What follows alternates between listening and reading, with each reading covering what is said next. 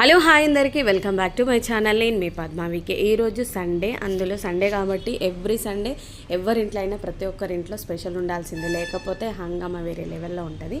మా ఇంట్లో అయితే చేప తలకాయలతో ఎగురైతే చేశాను. కొంచెము ముళ్ళు లేకుండా అండ్ సపరేట్గా అయితే కొన్ని చెప్పించామన్నమాట. మా పాప కోసం అసలు తినదు, దాంతో రిస్క్ ఎక్కువ, అందుకని అయితే అవి అయితే సపరేట్గా ఫ్రై చేయడానికి అయితే తీసి పెట్టాను. ఇదైతే కొంచెం తలకాయలో కొంచెము ముళ్ళు అంటే వెన్నుపూస ఉంటుంది కదా, దాంతోపాటు కొంచెం ఇగురులా అయితే చేశానమాట. చాలా బాగా కుదిరింది. ఆఫ్టర్నూన్ అవుతుంది అండ్ సండే కాబట్టి ఎనీ టైం చూసుకుంటే కూడా మిగతా డేస్ కంటే ఆ రోజు కొంచెం వర్క్ ఎక్కువనే ఉంటుంది మనకి, కాబట్టి ఇంకా 2:30, 3 అలా అవుతుంది అనమాట. ఇంక అప్పుడైతే వంట అయితే అయిపోయింది. ఇంకా తినడానికి అయితే కూర్చున్నాము. పిల్లలు కానీ మా ఆయన కానీ చాలా ఆకలి మీద ఉన్నారు. రైస్ అయితే అయిపోయింది, ఇంకా వేడివేడిగా ఇగురు కూడా అయిపోయింది అనమాట. చేపతలకే చాలా బాగుంటుంది అంటారు, మీకు కూడా తెలిసే ఉంటుంది. అందుతో అయితే నేను కొంచెం ఇగురులా వేసాను. ఎప్పుడు పులుసు పెడుతూనే ఉంటాను కదా, కొంచెం ఇగురు అయితే బాగుంటుంది. సూపర్గా కుదిరింది చెప్పాలంటే. లైట్గా కొంచెం గ్రేవీనెస్గా ఉంటే తినడానికి కూడా బాగుంటుంది అనిపించింది. అందుకనైతే పిల్లలకి కొంచెం ముక్కల్లా వేసి మేము మాత్రం చెరొక్క తలకాయ అయితే వేసుకున్నాం అనమాట. చూసారు కదా ఎంత బాగుందో, మంచి స్మెల్ అండి. ఏం లేదు, సింపుల్గా ఈజీగా చేశాను. ఇంట్లో ఉన్న వాటితోనే కరివేపాకు, కారం, ఉప్పు, మసాలా అప్పటికప్పుడు నూరి వేస్తాం కాబట్టి ఎక్సలెంట్ అని చెప్పవచ్చు. చేప తలకాయ మాత్రం తిన్నా కొద్దీ తినాలనిపిస్తుంది. నేను స్టార్టింగ్లో నాకు పెద్దగా ఇంట్రెస్ట్ ఉండేది కాదు చేప తలకాయ అంటే, కానీ చాలామంది చెప్తుండే చేప తలకాయ మంచిగా ఉంటుంది, తినాలి అంటే ఏం తింటాంలే అనుకునేది. కానీ ఒక్కసారి తినడం స్టార్ట్ చేశాక అస్సలు ఆపేదే లేదన్నట్టు. చేప తలకాయ మాత్రం చాలా రుచిగా ఉంటుంది. అందులో బోన్స్ ఎక్కువగా ఉన్నా కూడా గుజ్జు కానీ మాంసం కానీ చాలా బాగుంటుంది. తిన్నా కొద్దీ తినాలనిపిస్తుంది. ఇంకా పిల్లలకైతే పెడుతుంటే మా పాప మాత్రం ఒక గంట అన్న తింటుంది. దాంతో కొంచెం ఒత్తిడి ఎక్కువే. నా కొడుకు అయితే ఎవ్రీ టైం ఏది పెట్టినా కూడా తింటాడు, ఆడు మాస్. ఇంకా అందరం అయితే వడ్డించుకున్నాం అన్నమాట. చాలా బాగా కుదిరింది.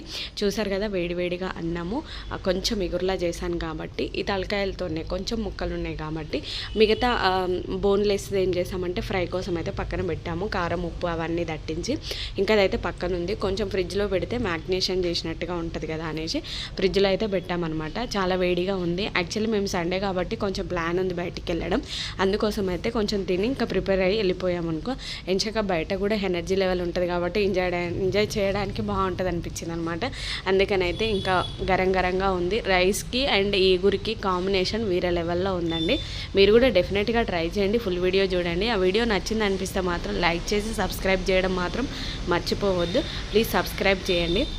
ఇప్పుడైతే వీడియో ఏంటి ఎలా చేశాను అనేది కూడా మీకు చూపిస్తాను, చూసేసేయండి. ఇంకా మా పాప ఎప్పుడైతే వచ్చింది, అది లేటుగా తినడం, లేటుగానే ముగించడం, అందరిది అయిపోయినా కూడా ఏదైనా ఫంక్షన్కి వెళ్ళినప్పుడు ఇలాంటి వాళ్ళు మన ఇంట్లో ఉంటే ఏమవుతుందంటే ఫంక్షన్లో అనుకుంటారు మొత్తం వీళ్ళే తింటారేమో అనుకునేలా చేస్తానమాట. వీళ్ళే తినేది చాలా తక్కువ, టైం మాత్రం ఎక్కువ అనమాట. చూస్తుంది కదా నవ్వుతుంది వాళ్ళ డాడీ, తినమ్మా తిను అంటే ఇంక అప్పుడైతే స్టార్ట్ చేసిందనమాట. ఇప్పుడైతే ప్రాసెస్ అయితే చూసేద్దాం.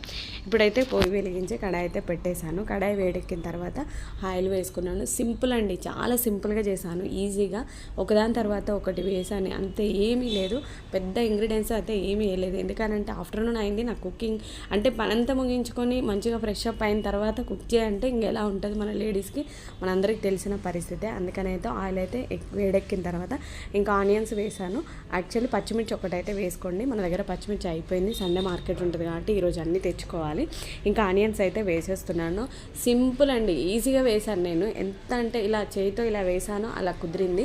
నేను చెప్తున్నానని కాదు కానీ మీరు కూడా ఇట్లనే ట్రై చేశారనుకో, ఇదే ప్రాసెస్లో చేసేయండి. ఆ స్మెల్ కానీ టేస్ట్ కానీ వేరే లెవెల్, నిజంగా చెప్తున్నా.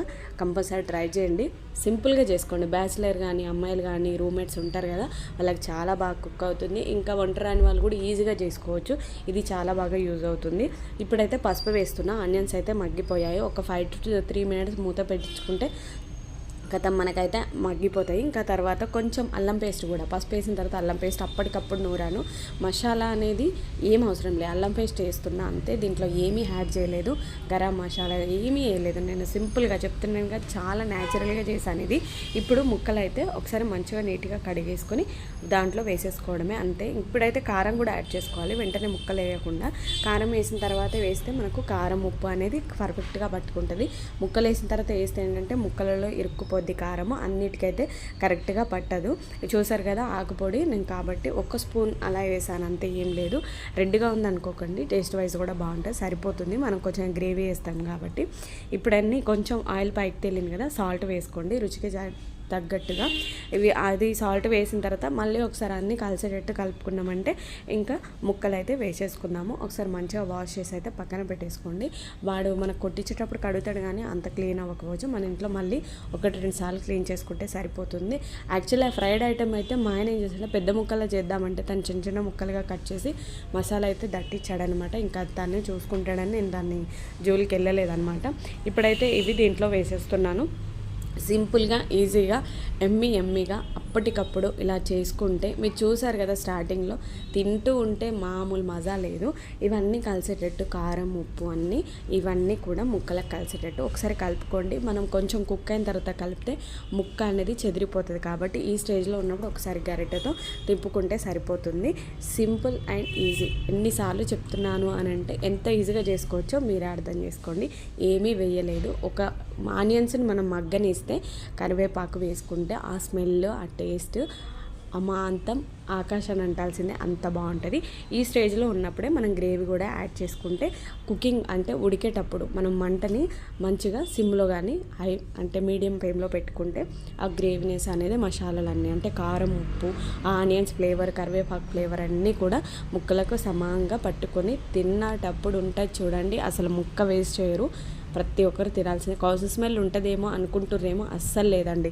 ఇలా ట్రై చేసిన తర్వాత నాకు కామెంట్ సెక్షన్లో కామెంట్ చేయండి ఎలా వచ్చిందో ఏంటి అనేది. అప్పుడు మీరు కూడా అనాల్సిందే బాగా వచ్చింది పద్మ అని ఒప్పుకోవాల్సిందే. సో చూసారు కదా ఆయిల్ అంతా పైకి తేలింది. చేపకి పెద్ద టైం పట్టదు, ఈజీగా కుక్ అవుద్ది. పెద్ద టైం అయితే అస్సలు తీసుకోదు. చాలా నాజుగ్గా ఉంటుందండి చేప ముక్క అనేది. కాబట్టి చూసారు కదా నేను గరిటెతో ఇలా అంటే అలా ముక్క చెదిరిపోతుంది, అయ్యో అనిపించింది నాకైతే. కాబట్టి మీరు గంటతో ఏం డిస్టర్బ్ చేయకండి. నా వీడియో నచ్చితే లైక్ చేసి సబ్స్క్రైబ్ చేసి డెఫినెట్గా ట్రై చేయండి. ఫుల్ వీడియో చూసిన వాళ్ళందరికీ thank you so much. Thank you ఇలాగే సపోర్ట్ చేస్తూ